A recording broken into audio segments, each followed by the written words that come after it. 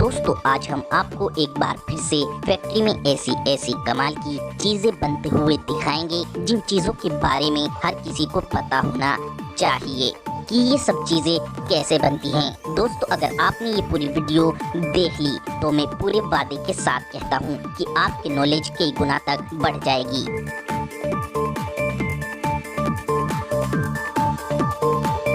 दोस्तों हमने ये वीडियो बहुत ही ज्यादा कड़ी मेहनत कर बनाई है, इसीलिए सभी दोस्त इस वीडियो को अभी एक छोटा सा लाइक जरूर कर दें और वीडियो को पूरा आखिर तक जरूर देखें।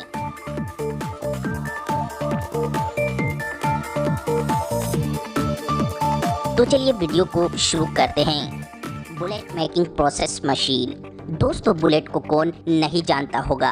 किसी भी गन या पिस्टल में इस्तेमाल होने वाली गोली को ही बुलेट बोलते हैं, लेकिन क्या आप जानते हैं ये बुलेट यानी गोली फैक्ट्री में धड़ल्ले से बनती कैसे है। दोस्तों इन गोलियों को बनाने के लिए 5 चीजों की जरूरत पड़ती है। नंबर 1 तांबे की बुलेट, नंबर 2 पीतल का खोखा, number 3 gun powder, number 4 primer और नंबर 5 रिम। दोस्तों ये बुलेट बनाने के लिए कंपनी सबसे पहले पीतल की एक शीट को मशीन में लगाकर उससे पीतल के खाली खोखे बनाती है। ये मशीन बड़ी ही तेजी से पीतल के खाली खोखे बनाती चली जाती है। इसके बाद कंपनी इन खाली खोखे में अगली मशीन से पीछे का रिम प्राइमर फिट किया जाता है। ये प्राइमर दाने के आकार का होता है, इसे हम पटाखा भी बोल सकते हैं। इसके बाद कंपनी इस खोखे में गन पाउडर भर देती है। गन पाउडर भरने का काम करती है ये मशीनें। इसके बाद सबसे लास्ट में जरूरत होती है कॉपर की गोली की, जिसे कंपनी कॉपर को पिघलाकर पहले ही तैयार करे रखती है। इस कॉपर की गोली को सबसे लास्ट में इस पीतल के भरे खोखे पर प्रेस कर दिया जाता है। ऐसे कुछ ही मिनटों के प्रोसेस से कंपनी सैकड़ों बुलेट तैयार करती रहती है।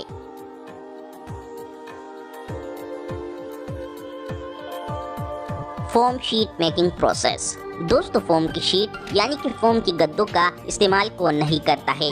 घर में सोफा और बेड जैसी चीजों में फोम की गद्दों का ही इस्तेमाल होता है, लेकिन क्या आपको पता है ये फोम के गद्दे बनते कैसे हैं। इन्हें बनाने के लिए फैक्ट्री में सबसे पहले एक कंटेनर में पॉलियोल और आइसोसाइनेट डाला जाता है। इन्हें मिक्स करने के लिए इस कंटेनर में कुछ मात्रा में वाटर भी डाला जाता है और साथ ही वो कलर भी डाला जाता है जिस कलर की फोम कंपनी को बनानी होती है। इसके बाद इस मिश्रण को कंटेनर में अच्छे से घुमाकर मिक्स कर लिया जाता है।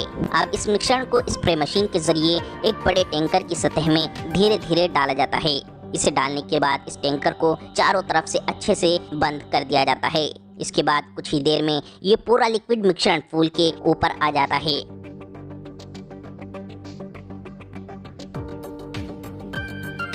और फिर इस मिश्रण को कुछ ही देर यहीं पर टैंकर में फूला रहने देते हैं और फिर कुछ ही देर में यहीं पर सूखकर ये मिश्रण एक फोम का रूप ले लेती है। अब इस फोम को कन्वेयर बेल्ट पर आगे ले जाकर इसे एक कटिंग ब्लेड से नॉर्मल गद्दे की शीट में काट लिया जाता है।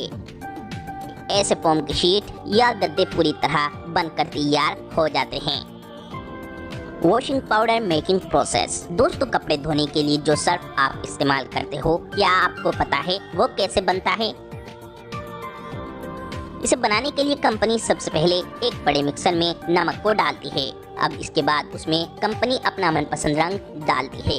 इसके बाद कंपनी इसके अंदर सर्फ में झाग पैदा करने वाला केमिकल डालती है। फिर इसके बाद कंपनी इसमें पाइन ऑयल डालती है जो कीटाणु को खत्म करके कपड़ों में खुशबू पैदा करता है। अब इसमें सोडियम ट्रिपॉलीफॉस्फेट डाला जाता है। अब इसे अच्छे से मिक्स किया जाता है। अब सबसे लास्ट में कंपनी इसके अंदर सोडियम मेटासिलिकेट डालकर फिर से मिक्स करती है। ऐसे आपका वॉशिंग पाउडर पूरी तरह तैयार हो जाता है। अब इस सर्फ की दूसरी मशीन से पैकिंग की जाती है। ऐसे आपकी पूरी सर्फ की थैली बनकर तैयार हो जाती है। Detergent soap making machine. दोस्तों कंपनियां डिटर्जेंट सोप बनाने के लिए सबसे पहले एक कंटेनर में सोडा बार, सोडा आश, ब्लीचिंग पाउडर, टिनोपाल और नील को मिलाकर मिक्स करके एक मिक्स मटेरियल बनाती है और इस मटेरियल को अगली मशीन डिटर्जेंट साबुन की शेप में बनाती चली जाती है। और फिर सबसे लास्ट में इन डिटर्जेंट साबुन को पैकिंग मशीन पैक करती चली जाती है। ऐसे कंपनी अपने ब्रांड की पैकिंग साबुन पर चढ़ा देती है। Plastic rice making process. दोस्तों ये बात तो आपने शायद काफी लोगों से सुनी होगी कि बाजार में प्लास्टिक के चावल भी आ रहे हैं। लेकिन क्या आपको पता है कि आप जो चावल खाते हैं वे प्लास्टिक की मिलावट के हैं या नहीं? क्या आपको पता है ये प्लास्टिक के चावल कहाँ से बनते हैं और कैसे बनाए जाते हैं? तो दोस्तों मैं आपकी जानकारी के लिए बता दूं, ये प्लास्टिक के नकली चावल धड़ल्ले से चाइना के अंदर तैयार किए जा रहे हैं। और ये चाइना में बनते कैसे हैं? तो इसके लिए मैं आपको बता दूं, प्लास्टिक के नकली चावल बनाने के लिए सबसे पहले ये फर्जी फैक्ट्री वाले सफेद प्लास्टिक की पन्नी और पॉलीथीन वगैरह खरीद लेते हैं और फिर इन प्लास्टिक की पन्नियों को एक वर्कर मशीन में डालता रहता है।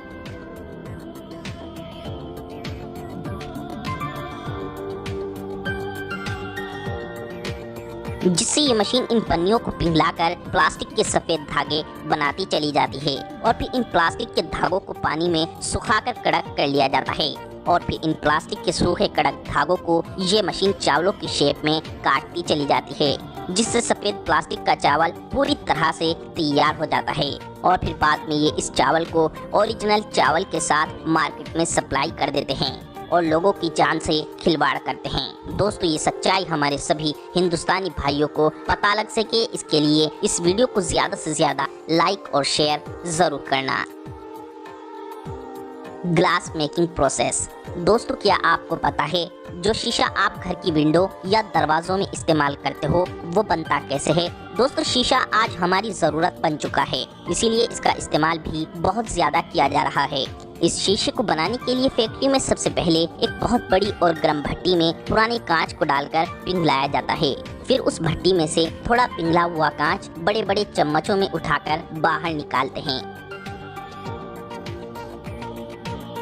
और फिर उस पिघले हुए कांच को एक वर्कर रोड की मदद से उठाकर एक रोलर मशीन में डाल देता है, जहां पर लगे रोलर उस पिघले हुए कांच को एक पतली लेयर में बदल देते हैं और फिर कुछ देर कांच की इस पिघली हुई लेयर को ठंडा होने के लिए छोड़ दिया जाता है और कुछ देर में ठंडा होने के बाद आपका ग्लास यानी शीशा पूरी तरह से बनकर तैयार हो जाता है। ऐसे फैक्ट्री में नया ग्लास तैयार किया जाता है। Metal sheet making process. दोस्तों कारीगरों को लोहे की कोई भी चीज बनानी हो, अधिकतर चीजों में मेटल शीट यानी लोहे की चादर की जरूरत पड़ती ही है। लेकिन क्या आपको पता है ये लोहे की शीट या लोहे की चादर फैक्ट्री में बनती कैसे है? दोस्तों इस मेटल शीट या लोहे की चादर को बनाने के लिए फैक्ट्री में सबसे पहले पुराने लोहे के स्क्रैप को एक गर्म रिएक्टर में उबालकर पिघलाया जाता है, जिसे फिर एक प्रेशर मशीन के जरिए एक कन्वेयर बेल्ट पर फैलाया जाता है। ये फैलाने का काम बाद में वर्कर भी करते हैं ताकि लोहा शीट के रूप में अच्छे से सूख सके। इसके बाद सबसे लास्ट में इस लोहे की मेटल शीट को रोल करके लपेट दिया जाता है। ऐसे लोहे की शीट बनकर पूरी तरह तैयार हो जाती है। Steel drum making process machine. दोस्तों स्टील की ड्रम बनाने के लिए सबसे पहले स्टील की एक चादर को मशीन के द्वारा गोल मोड़ दिया जाता है।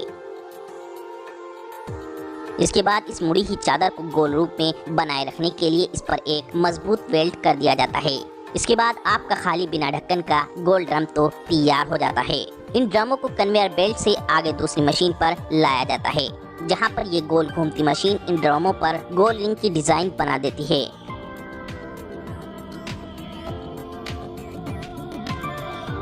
और फिर इसके बाद स्टील की गोल कटी प्लेट को मशीन में रखकर ड्रम के ढक्कन का रूप दे दिया जाता है।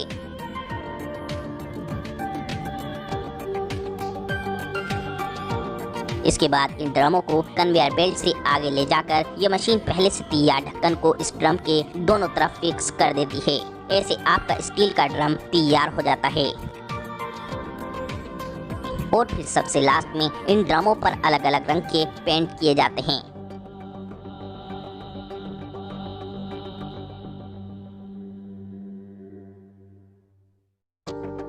ऐसे कंप्लीट ऑयल ड्रम बन के तैयार हो जाते हैं। Balloon making machine.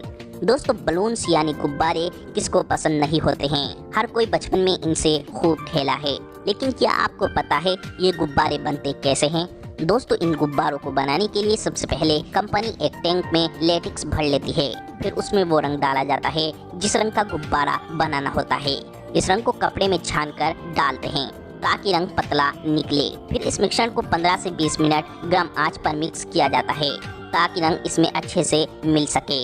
इसके बाद गुब्बारे नुमा मेटल के सांचों को एक चिपकन के मिश्रण में डुबोया जाता है ताकि बाद में लेटेक्स और कलर का मिश्रण इन सांचों पर चिपक सके। इन मेटल को चिपकन में डुबोने के बाद लेटेक्स और कलर के मिश्रण के पास ले जाकर इन्हें इस मिश्रण में डुबोया जाता है, जिससे ये लेटेक्स और कलर का मिश्रण इन गुब्बारे के मेटल्स पर अच्छे से चिपक जाता है। और बस फिर कुछ ही देर में इन मेटल्स पर चिपका हुआ लेटेक्स और मिश्रण सूखकर गुब्बारे की रबड़ का रूप ले लेता है। अब इसके बाद इन गुब्बारों को पकड़ने के लिए या इनमें गांठ मारने के लिए इनके किनारों को दूसरी मशीन से मोड़ा जाता है। इसके बाद इन गुब्बारों को 15 से 20 मिनट गर्म पानी में डुबोया जाता है ताकि गुब्बारे ज्यादा से ज्यादा फूल सकें। और अब सबसे आखिर में इन गुब्बारों के मेटल में नीचे से हवा भर के इन गुब्बारों को मेटल से निकाल लिया जाता है। ऐसे आपके गुब्बारे बनकर पूरी तरह तैयार हो जाते हैं। और हाँ दोस्तों, सबसे ज़रूरी बात, हमने ये वीडियो बहुत ही ज़्यादा कड़ी मेहनत कर बनाई है, इसीलिए हमारी मेहनत का फल आपका वीडियो को लाइक करना है। दोस्तों, आपके वीडियो को लाइक करने से हमें खुशी मिलती है, जिससे हम आपके लिए अच्छी से अच्छी वीडियो बनाने की कोशिश हमेशा करते रहते हैं। तो दोस्तों, वीडियो को लाइक करें, शेयर करें और चैनल को सब्सक्राइब करके घंटी को ज़रूर दबाएँ।